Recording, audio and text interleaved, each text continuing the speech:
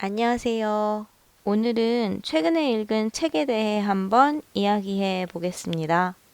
살아야 하는 이유라는 제목의 책인데요. 제목이 참 임팩트 있죠. 아, 인생 뭘까? 이런 기분이 들 때 약을 챙겨 먹듯 읽게 되는 책입니다. 제가 이 책을 꽤 주기적으로 읽고 있는데 마침 지난 주말에 다시 읽었거든요. 그래서 이번에는 영상으로도 감상을 한번 남겨보려고 합니다.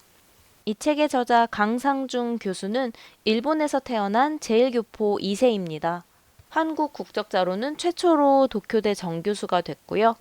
일본 사회에 비판적인 목소리를 내는 지식인으로도 유명한 분입니다. 이 책이 출판된 게 2012년인데요. 강상중 교수는 두 개의 비극을 겪으면서 이 책을 쓰게 되었다고 합니다. 2010년 우울증을 겪던 아들의 자살, 그리고 2011년 지구 자전축도 바꿔버렸을 정도의 큰 지진. 지진은 약 2만 명의 목숨을 앗아갔습니다.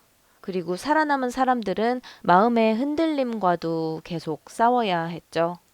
소중한 사람을 잃은 사람들은 이런 생각을 했을 겁니다. 왜 나에게 이런 불행이 닥친 걸까? 직접적인 피해를 입지 않은 사람들의 마음도 흔들리기는 마찬가지였습니다. 아마도 이런 생각을 했을 것 같아요. 열심히 살아서 뭐 하지? 지진 한 번에 모든 게 다 사라져버릴 수도 있는데. 그리고 그 마음의 흔들림은 우울증을 겪던 아들의 마음에서도 자주 관측되던 것이었습니다. 살아야 하는 이유는 바로 그 흔들리는 마음을 어떻게든 위로하기 위해 쓰여진 책입니다. 그치만 살아야 하는 이유 이 책 어디에도 알기 쉬운 정답은 없습니다. 우리가 살아야 하는 이유는 바로 이것 때문이다 라는 식으로 답을 알려주는 책은 아니거든요. 그래서 빠른 답을 찾는 사람에게는 좀 실망스러울 수도 있는데요. 저는 굉장히 좋았습니다. 책을 다 읽고 났더니 여러 개의 물음표랑 느낌표가 마음을 꽉 채워주는 것 같았거든요. 그래서 오늘 이 영상에서는 제가 이 책에서 수집한 3개의 느낌표를 소개하려 합니다. 나에게 중요한 가치는 무엇인지, 내가 좋아하는 것은 무엇인지, 나는 어떤 사람이 되고 싶은지, 나에 대한 이런 생각들이 곧 자의식입니다. 주변에 휩쓸리지 않고 살아가기 위해서는 꼭 필요한 것이긴 하지만 이게 너무 지나치면 독이 됩니다. 강상중 교수는 우리가 겪는 고독 역시 바로 이 지나친 자의식에서 비롯되는 것이라고 설명합니다. 아무도 내 마음을 몰라주는 것 같을 때, 세상에 혼자 내던져진 것 같을 때 우리는 고독을 느낍니다. 고독이라는 단어를 생각하면 왠지 텅 비어있는 느낌이 들죠. 휑하고 쓸쓸하고 아무도 없는 그런 느낌. 하지만 이 책을 읽고 저는 조금 다른 생각을 하게 됐습니다. 마음속에 나에 대한 생각이 너무 많아서 다른 사람이 못 들어오는 건 아닐까? 그래서 고독해지게 되는 거 아닐까? 자의식이 강하다는 건 굉장히 깐깐한 채점관을 늘 데리고 다니는 것과 비슷합니다. 사람들과 이야기를 할 때도 상대의 반응이 마음에 들지 않으면 금방 오답 처리를 해버리죠. 그리고는 그 사람을 향한 마음을 꽉 닫습니다. 너는 내 마음을 어쩜 그렇게 모르니? 너랑은 정말 말이 하나도 안 통해. 하지만 나도 완벽하게 모르는 내 마음을 상대방이 어떻게 알 수 있을까요? 너는 나를 너무 몰라 라고 말하는 나는 상대방에 대해 얼마나 알고 있을까요? 서로 다른 존재가 조금씩 알아가는 게 당연한 건데 자의식이 강한 사람들은 그간 자기가 혼자 해온 생각을 바탕으로 너무 쉽게 결론을 내리는 경향이 있습니다. 그러면서 언젠가는 100점짜리 상대방을 만날 수 있을 거라고 믿는 거죠. 그 기다림의 시간이 길어질수록 고독은 지독해집니다. 너무 강한 자의식은 다른 사람과의 관계에서 안 좋은 영향을 미칠 뿐만 아니라 나 자신을 대하는 태도에도 안 좋은 영향을 끼칩니다. 앞에서 강한 자의식은 굉장히 깐깐한 채점관 같다고 말했는데요. 이 채점관은 나 자신에 대해서도 끊임없이 오답이라고 말합니다. 상대방에 대해 쉽게 오답 판정을 내린 것처럼 나 자신에 대해서도 쉽게 오답 판정을 내리는 거죠. 강한 자의식은 자기가 만들어둔 기준을 통과하지 못하는 것들은 그 어떤 것도 마음속에 들이려 하지 않습니다. 그런데 문제는 그 기준이 너무 높다는 거죠. 그래서 아무것도, 심지어는 자기 자신조차 그 기준을 통과하지 못합니다. 그렇다 보니 마음속은 언제나 텅 비어있게 되는 거고요.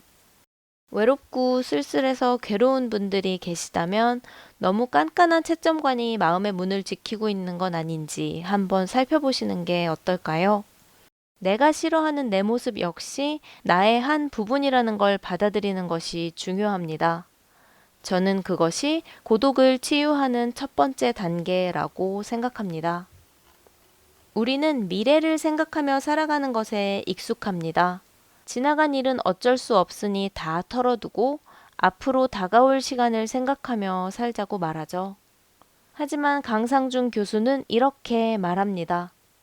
인생에서 무엇을 할 것인가 하는 문제에서 구체적인 내용은 사람에 따라 제각각입니다.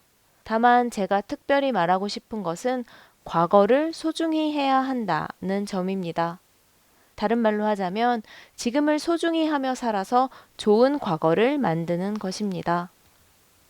사실 마음이 건강할 때는 얼마든지 미래를 생각할 수 있습니다. 그리고 그게 꽤 즐겁기까지 하죠. 아직 오지 않은, 그래서 가능성으로 가득 찬 세계에 대한 생각이니까요.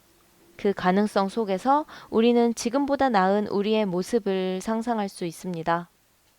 그런데 마음이 흔들리기 시작하면 미래를 생각하는 게 너무 고통스러워집니다. 내가 뭘 해도 실패할 거야. 지금 가지고 있는 얼마 되지도 않는 것들을 모두 다 잃어버리고 말 거야.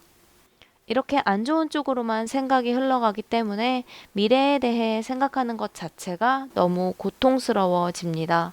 그래서 이걸 어떻게든 긍정적으로 바꿔보려고 하지만 마음처럼 잘 안 되는 거죠.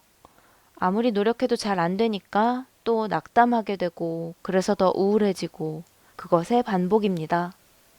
지금을 소중히 해서 좋은 과거를 만들자라는 생각에는 악순환의 고리를 끊어낼 수 있는 힘이 있습니다. 저 산까지 언제 오르지? 하는 생각에 막막하다면 지금 내가 내딛는 이 한 걸음 한 걸음에 집중해 보는 건 어떨까요? 이 책을 처음 접했을 때 제 마음도 굉장히 심하게 흔들리고 있었습니다. 이렇게까지 힘든데 굳이 살아야 하나? 무엇을 위해 살아야 하지? 앞으로 어떻게 살아야 하나? 이런 고민에 사로잡혀 있었는데요. 이 책의 좋은 과거라는 키워드에서 많은 도움을 받았습니다.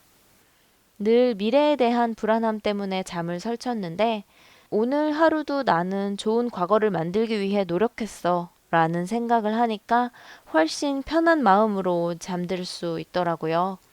결국에는 그런 작은 하루하루가 모여 우리의 인생이 되는 거겠죠?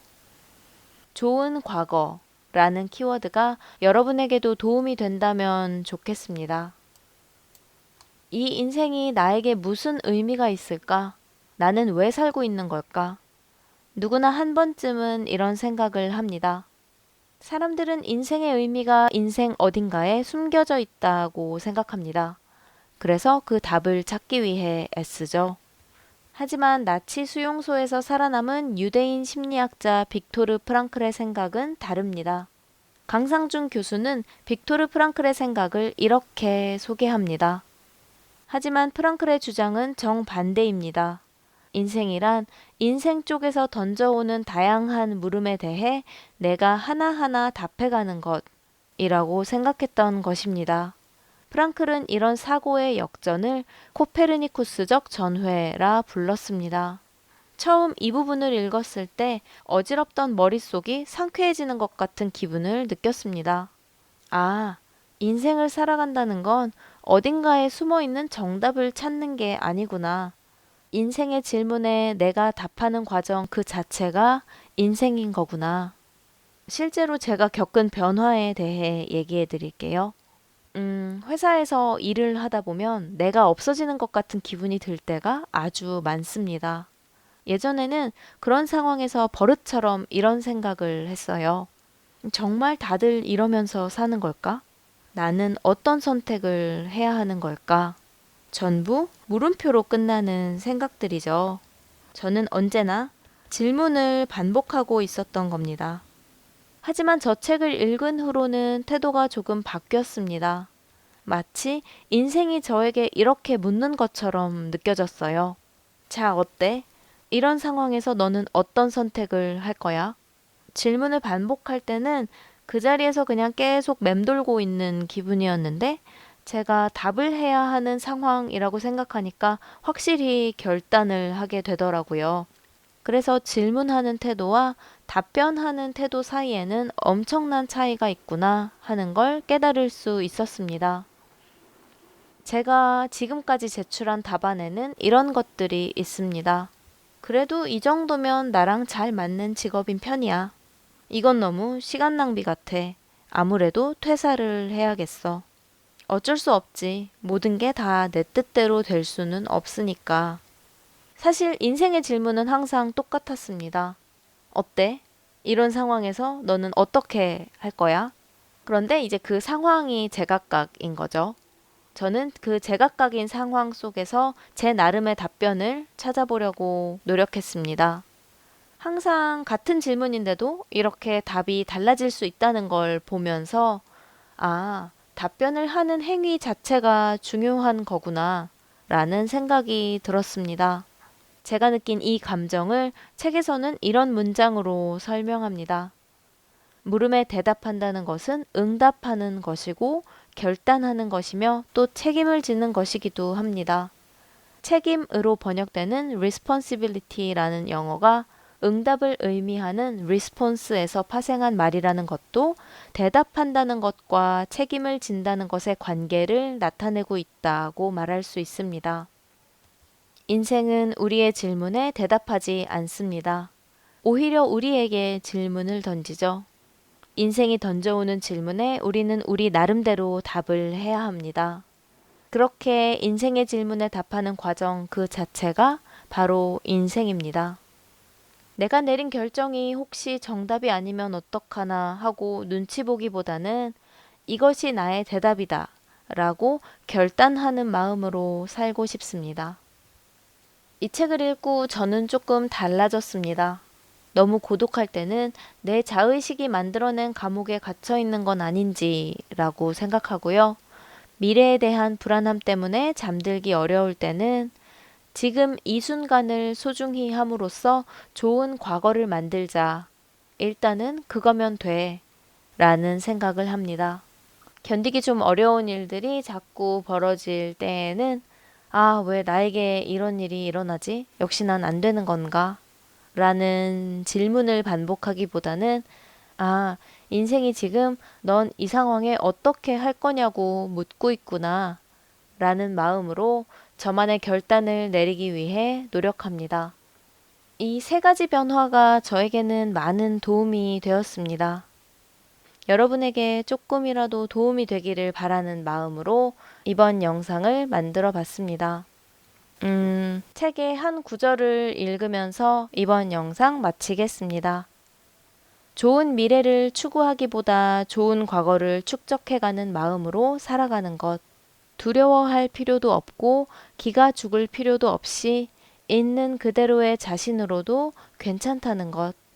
지금이 괴로워 견딜 수 없어도 시시한 인생이라고 생각되어도 마침내 인생이 끝나는 1초 전까지 좋은 인생으로 바뀔 가능성이 있다는 것.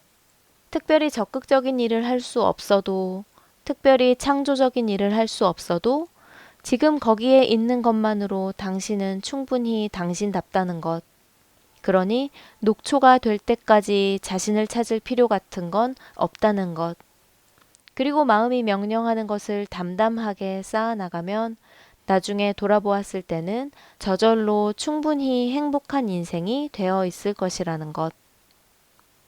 여러분의 오늘 하루를 응원합니다. 감사합니다.